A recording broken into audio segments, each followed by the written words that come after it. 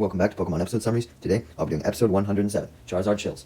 The episode begins with Ash and the gang riding Lapras on the way to the next island, with Ash admiring his 3 gym badges that he got, excited at the fact that he only needs 1 more to get into the Orange League. Just then, as Ash and the gang are admiring all the badges, they're cut off by Pikachu, who starts screaming as he sees a boat heading towards them in the distance, and it didn't look like it was slowing down. It sure doesn't slow down, but thankfully, it narrowly misses Lapras, and the driver immediately comes out to check for any injuries. Surprisingly calm as he introduces himself as Tad. Misty chastises him for being calm, stating that he almost fucking hit her Togepi. Misty demanded that Tad apologize to it, but Tad simply stated that Misty shouldn't get mad as it made her look like a Tentacruel, implying that she was an ugly bitch. Misty, however, takes this as a compliment because Tentacruel was her favorite Pokemon, and Ash and Tracy embarrassingly look down at Misty, not knowing what Tad really meant. Tad then offers Ash and the gang a ride on his boat as payment for almost hitting them, and they accept. Tad reveals that, like Ash, he was also trying to enter the Orange League, and he had just battled Rudy at Trovita Gym, and Rudy had actually mentioned him raving about how Ash used pure power to win. It was because of this that he wanted to battle Ash and see if Rudy was right about him. Misty, wanting to tease Ash, likely because they were talking about Rudy, and we all know her situation with Rudy, states that Ash didn't have any skill and that Rudy was mistaken, but Tad still remains adamant on wanting to see that for himself, claiming that he wouldn't want to miss a chance to battle a strong trainer, even if Ash ended up being weak after all. Misty then adds on to her original joke by saying that she couldn't see any strong trainers nearby, inferring once again that Ash was weak. Damn, Misty, calm down. Anyways, Ash eagerly agrees to the challenge, and it's decided that the battlefield would be the most nearby island, being Cleopatra Island. As they arrive, they believe that it's deserted, as that's what a guidebook had told them. However, Team Rocket was currently on the island. Meowth had spotted Ash and the gang, and declared that they should steal Pikachu when he arrives, with Jessie and James agreeing, as they built a new machine to use to capture Pikachu. We would find out about it soon enough. Ash and the gang then arrive on the island, and the battle begins between Ash and Tad, with the two agreeing that it was going to be a 2-on-2 battle. Ash decides to send out his Pikachu first, and tells him to battle hard no matter what, even if they didn't end up having the type advantage. Thankfully for Ash, though, he did have the type advantage, as Tad then sent out his Poliwrath. Ash examines the Poliwrath with his Pokedex, and it tells him that it was a water type whose powerful muscles gave it extremely effective attacks. Knowing that he had the type advantage, Ash was confident now. However, Misty and Tracy then noticed that the Poliwrath had a gold belt on it, and questioned why that was. Tad explains that it was a championship belt, and Poliwrath had won it due to beating every single other Pokemon in their hometown. Tracy informs Ash that this may be the reason why Tad was so willing to send out a Pokemon with a type disadvantage, as Poliwrath was probably powerful regardless, warning Ash that it may have some tricks up its sleeve. Ash, however, it doesn't seem too worried, simply being concerned with the type matchups, and is therefore very confident that him and Pikachu will be able to get the win, as he makes the first move being Pikachu's Thunderbolt. However, Poliwrath is able to dodge by using Double Team, creating multiple copies of itself and surrounding Pikachu, so that Pikachu wasn't able to hit just one of them. Pikachu uses Quick Attack to quickly speed around to all of the Poliwrath and take out all the fake ones, leaving just the real one remaining, which he then uses a Thunderbolt on. Although it hits, it only manages to stun Poliwrath for a few seconds before it recovers and uses Hypnosis to put Pikachu to sleep. He then took the opportunity to go after Pikachu and give it a rather rude awakening by using a water gun straight at it, sending it flying back and knocking it out, meaning that Ash had lost the battle. Tracy explains Tad's strategy, being that he made Pikachu use all its energy up by simply trying to avoid all of its attacks, so that when Poliwrath used its own moves, Pikachu would already be weakened, so he could easily defeat it. This leads Tad to claim that there was more to battling than type matchups, such as the element of surprise. Ash wasn't even listening to anything Tracy or Tad said, and merely assumed that all he had to do was match Poliwrath's raw strength with another Pokemon with raw strength. So he nonchalantly just decided, you know what, I'm gonna send out Charizard, much to the horror of Misty and Tracy, being like, Ash, how many times are you gonna send out Charizard before you know he's not gonna listen to you? Ash is like, guys, I got this, he'll listen to me. But of course, Charizard doesn't. Burning Ash's face with a flamethrower, Misty and Tracy immediately know that Ash has no chance of winning, as their point was just proved correct. Tad is especially surprised by Charizard's behavior, not having seen this before, and asks Ash if this was normal and if he was sure that he wanted this to be a second Pokemon, giving him the chance to change. But Ash refused, even though he clearly shouldn't have, as Charizard then flies up into the sky, disobeying Ash even more. Tad then states that he knew that Ash wanted to counter power with power, but Charizard's power didn't matter if Ash couldn't even make it obey him, telling Ash that there was no way he stood a chance at the Orange League if he had disobedient Pokemon.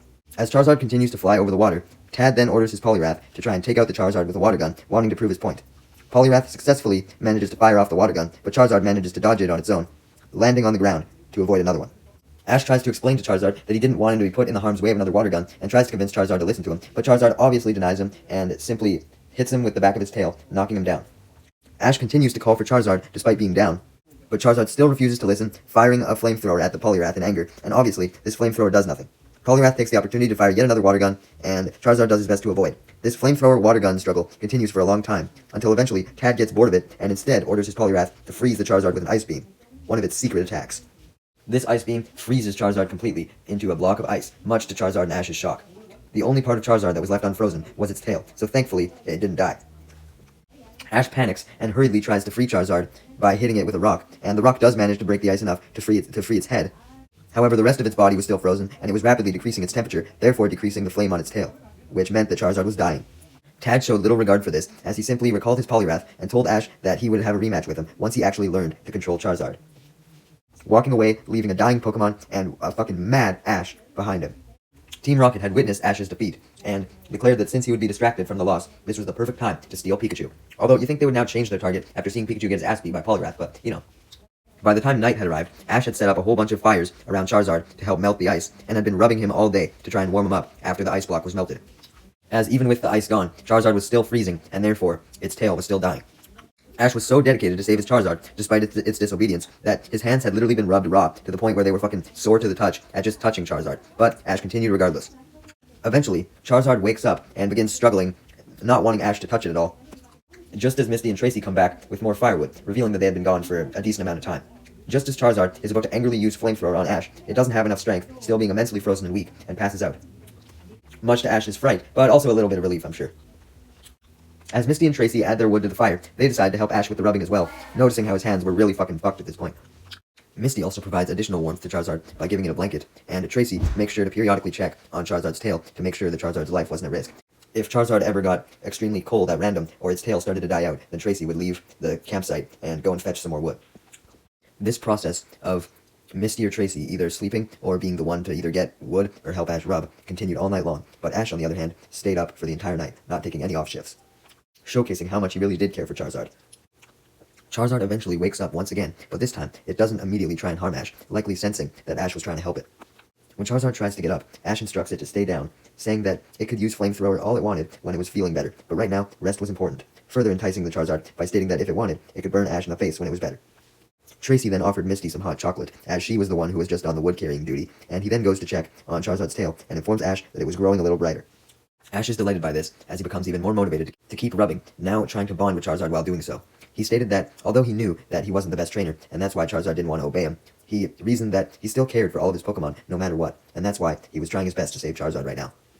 He adds that he hopes Charizard would see both his kindness towards him and the fact that he was constantly trying to get better and improve as a trainer, and hopefully eventually see him as a worthy trainer so that they could battle side by side. Unbeknownst to Ash, Charizard was actually really listening to everything that he had to say, and was remembering all of his memories with Ash, particularly when he was a Charmander, and everything he had done for him then, including when they saved him when he was dying as a Charmander. Remembering all this causes his tail to burn even brighter, and he begins to respect Ash way more than he did before, after recalling all of his memories. Ash and the gang notice the even brighter tail, and continue to rub until they fall asleep, even Pikachu. Morning then arrives, and Charizard is the first to wake. He watches over Ash and the gang while they sleep, just as they did to him, and when Ash and the gang wake up, they're extremely happy to find that Charizard has been completely recovered, and his tail flame was back to normal. Ash literally falling asleep rubbing Charizard was worth it. Just then, though, the happy moment is interrupted by the ground shaking and an explosion happening as Team Rocket come out of the ground in their new machine that they had been building. An electric-proof driller machine. The explosion that happened when the driller machine rose up from the ground caused Pikachu to be sent flying into the air and directly into the mouth of the driller machine, meaning that it was now trapped inside. However, the explosion also alerts Tad as he sees the dust from it and immediately comes running to its source, being the beach of course, and he rejoins Ash and the gang. Acting friendly despite how cold he was, literally, to Charizard and Ash. With Pikachu already captured, Team Rocket then take the opportunity to finally reveal themselves, stepping out of the machine and doing their motto, now without worry that their motto would cause them to lose Pikachu or something, since they were doing the motto afterwards. They explain their plan to get away with Pikachu by digging a tunnel underground with their drill machine, as Pikachu attempts to escape from it, but can't as it's electric-proof. So his thunderbolts are useless, leading Jesse and James to laugh mockingly as they successfully manage to dig a tunnel and escape underground. Ash, motivated to save Pikachu, tries to go in the tunnel on foot after Team Rocket, but he is stopped by Charizard, who, after seeing Ash's respect for both himself and Pikachu, offers to give him a ride on his back down the tunnel. Ash jumps on with no hesitation, as flying with Charizard would undoubtedly be easier than trying to run after the drill machine, and Charizard manages to catch up to the drill machine, as Team Rocket reach the end of the tunnel, appearing outside, above ground again. Team Rocket was completely oblivious to the fact that Charizard was behind them, so they were extremely happy, thinking that they had successfully stolen Pikachu. However, Charizard hooks onto the drill with the claws on its feet, stopping Team Rocket from going any further, beyond just outside the tunnel. Team Rocket still couldn't see Charizard, so they freaked out immensely, as Charizard angrily prepared a flamethrower, fucking done with Team Rocket by this point, but Ash instructed him to not use the flamethrower, as it could injure Pikachu. Charizard actually listens to Ash's request for once, and further listens to him when Ash requests that he crush the drill with his foot and bite down to destroy the box that Pikachu was trapped in. That was inside the drill. This stomping and biting severely damages the drill machine, completely destroying the drill part, only leaving the machine part, the drill, and frees Pikachu from captivity as the cage falls out of the drill's remains, and Pikachu lands in Ash's arms. Team Rocket, from inside the still functioning drill cockpit, reveal that the machine had a second function as a backup plan, being two circular saws that immediately detached from the drill and proceeded to try and cut Charizard, Ash, and Pikachu. The saws swiftly release with the press of a button, and Charizard tries his best to avoid them, and he manages to, but he lands on his back in the process, which leaves Ash and Pikachu knocked out on the beach, as they were on his back. Which meant that they were severely injured, being crushed when Charizard landed on his back. Seeing Ash unconscious, Charizard gets pissed the fuck off, as he had finally started to respect Ash, and now his master was injured, all thanks to Team Rocket. He was so mad that he roared in anger, and his eyes started to gleam white, with his tail burning brighter than any Charizard's ever had before. Okay, I don't know about that, but it was burning extremely bright, okay? Charizard's roar managed to wake Ash back up, and he immediately checked his Pokédex, wondering how the fuck Charizard had reached this level of power. Unaware of the fact that it was solely due to Charizard's newfound dedication to him. The Pokédex then informs Ash that Charizard had likely learned Dragon Rage after he had inputted what Charizard was currently doing, and this was confirmed as Charizard then charged up a huge fireball in its mouth and fired it, the main aspect of Dragon Rage. Ash watched in immense amazement as the fireball made contact with Team Rocket, sending them blasting off in one hit, also destroying what remained of their machine in the process. Just then, Tracy, Misty, and Tad show up, having walked to where Ash was instead of going underground, revealing that they could have just done that from the start then, I guess, but I guess they didn't know about that at the time. That's why it took Tracy, Misty, and Tad so long to get there. But anyways, they all see Charizard now standing by Ash's side, and come to the conclusion that him and Charizard had finally successfully bonded. When Tad realizes this, he then challenges Ash to a rematch, just as he promised, wanting to see if Charizard had enough power to beat him after all. Ash accepts, causing Tad to send out his Poliwrath as his first Pokemon yet again.